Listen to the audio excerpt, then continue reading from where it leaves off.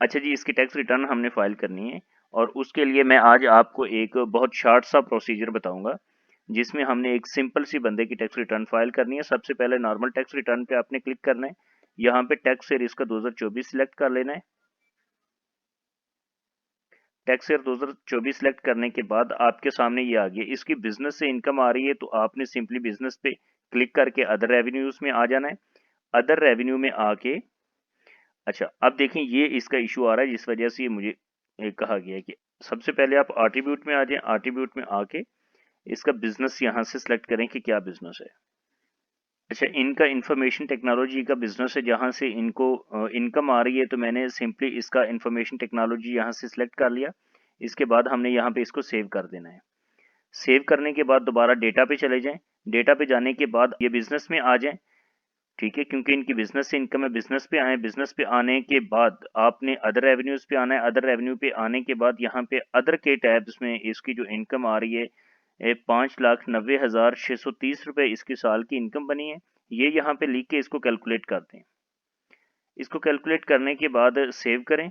Save करने के बाद अच्छा, ये सेव और कैलकुलेट आपने हर एंट्री के बाद लाजमी करना है। ठीक है, ये जो इनकम है आपने यहाँ पे लगाई, इसको यहाँ से कॉपी करें क्योंकि ये टैक्सेबल इनकम है। तो नीचे वेल्थ स्टेटमेंट पे क्लिक कर लें। अब रिकैंसिलिएशन ऑफ नेट एसेट्स पे आप आ जाएं। तो इसको ये जो नीचे वाला सेकंड टैब है आपका, income declare as per return for the tax year subject to normal tax, इसमें इसको पेस्ट करके कैलकुलेट कर दें। कैलकुलेट करने के बाद इसको सेव भी करें साथ में। ये लाजमी आपने दो काम करने हैं हर एंट्री के बाद।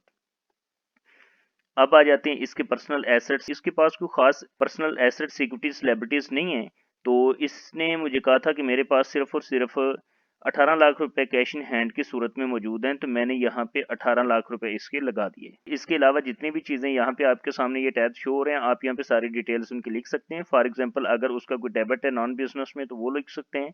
मोटर व्हीकल्स है नॉन बिजनेस तो वो लिख सकते हैं। प्रीशियस पोजेशन में उसका गोल्ड वगैरह सोना वगैरह आप लिख सकते हैं। यहाँ पे उसकी डिटेल्स भी सारी ऐड कर सकते हैं। हाउस होल्ड इफेक्ट्स में जो घर में इस्तेमाल होने वाली चीजें होती हैं वो लिख सकते हैं। पर्सनल आइटम्स में घड़ी हो गई, मोबाइल फोन हो गया, इस तरह की चीजें, सारी चीजें आप लिख सकते हैं। ठीक है, तो जो जो चीजें आपकी होंगी वो आप यहाँ पे लिख देंगे। उसके बाद आपने उसके एक्सपेंसेस पे आ जाना है। तो एक्सपेंसेस का भी उसने मुझे कहा था कि आपने सिंपली 1,80,500 रुपए एक्सपेंसेस लिखने हैं, तो वो हम उसकी डायरेक्शन के मुताबिक 1,80,500 यहाँ पे लिख देते हैं। ये मैंने आपको पहले भी बताया था कि हमने ये एक सिंपल सी टैक्स रिटर्न आज फाइल करनी है और सिंपल सी टैक्स रिटर्न का प्रोसीजर आपको समझाना है। इसके बाद आपने सिंपली आ जाना है रिकैंसिलिएशन ऑफ नेट एसेट्स पे। ये आपके सामने सारी चीजें यहाँ पे आ गई। अब आपके सामने नीचे पर ये जो अमाउंट यहाँ पे शो हो रही है, रिकनसाइल्ड अमाउंट में जितनी भी ये अमाउंट आ रही है, अनरिकनसाइल्ड अमाउंट आ रही है, इसको यहाँ से आपने कॉपी करना है। सिंपली इसको आपने net assets of previous year में जाके पुट कर देना है। ठीक है, इसको पुट करने के बाद आप कैलकुलेट कर दें। अब ऑलमोस्ट इसकी टैक्स रिटर्न मुकम्मल हो चुकी है।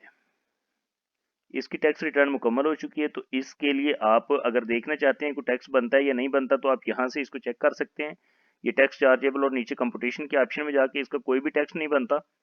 और अब इसका रिफंडेबल इनकम टैक्स 2008 रुपए बन रहा है, लिहाजा हमने इसका कोई भी टैक्स पे नहीं करना। इसकी टैक्स रिटर्न ऑलमोस्ट मुकम्मल हो चुकी है। लेकिन अब ये एक चीज आपने इसकी मजीद भी यहाँ पर ऐड करनी है, क्योंकि इसका बिजनेस है तो बिजनेस एसेट्स सिक्योरिटीज लायबिलिटीज आपकी ऐड करनी लाजमी, लिहाजा बिजनेस पे क्लिक करेंगे और नीचे आ जाएंगे बिजनेस एसेट्स सिक्योरिटी लायबिलिटीज के टैब में। 1,20,500 रुपए इसके बिजनेस एसेट्स मौजूद हैं। इसकी लायबिलिटीज वगैरह जो हैं वो 50,900 रुपए हैं। इनको आप कैलकुलेट करेंगे तो सबमिट करने के लिए आपने सिंपली सबमिट पे क्लिक करना है। ठीक है, ये मैन्युफैक्चरिंग का कह रहा है तो यहाँ पर आपने जाके सिंपली, क्योंकि इसकी है तो नहीं कोई भी इनकम, तो लिहाजा हमने यहाँ पर 0 लगा देना है।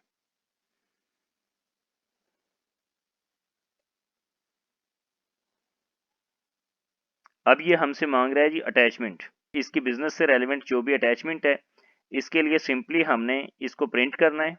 जो इसकी टैक्स रिटर्न फाइल की है ये प्रिंट हो गई है। अटैचमेंट पे क्लिक करना है। यही टैक्स रिटर्न इसकी दोबारा यहाँ पे सिलेक्ट करें, इसको ओपन करें, ये यहाँ पे ऐड हो गई है। और फाइनल अकाउंट्स वाला जो है उसमें भी सिंपली आप इसी को ऐड कर दें।